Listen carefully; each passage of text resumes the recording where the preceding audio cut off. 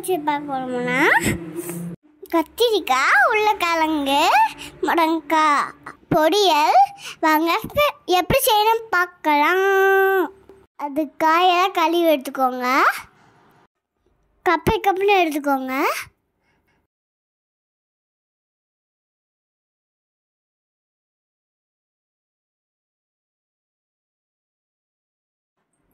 வடசட்டியில் 2 spoon எண்ணெய் ஊற்றிக்கோங்க. கடுகு, உளுந்து பருப்பு எல்லாம் போட்டுக்கோங்க.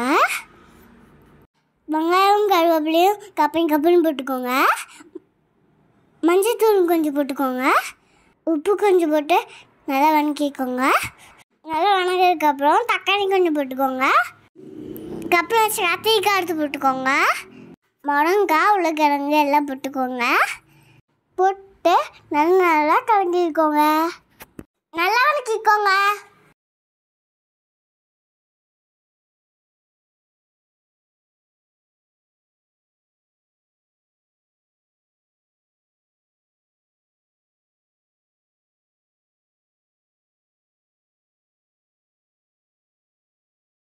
இப்போ காரத்துக்கு தேவையான சாம்பார் பொடி போட்டுக்கோங்க.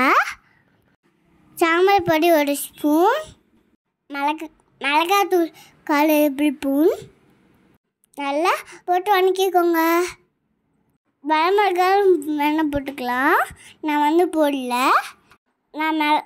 நான் மிளகாய் தூள் போட்டு கார வச்சுக்கிட்டேன். நல்லா தண்ணி ஊற்றி மூடி வச்சு வாங்க வைங்க. அடிக்கடி எடுத்து கலக்கிக்கிட்டே இருக்குங்க, இல்லைன்னா கடிக்க போயிடும். மூடி வச்சு காய வேக வைங்க. இந்த ரெசிப்பியை சீக்கிரமாக செஞ்சிடலாம்.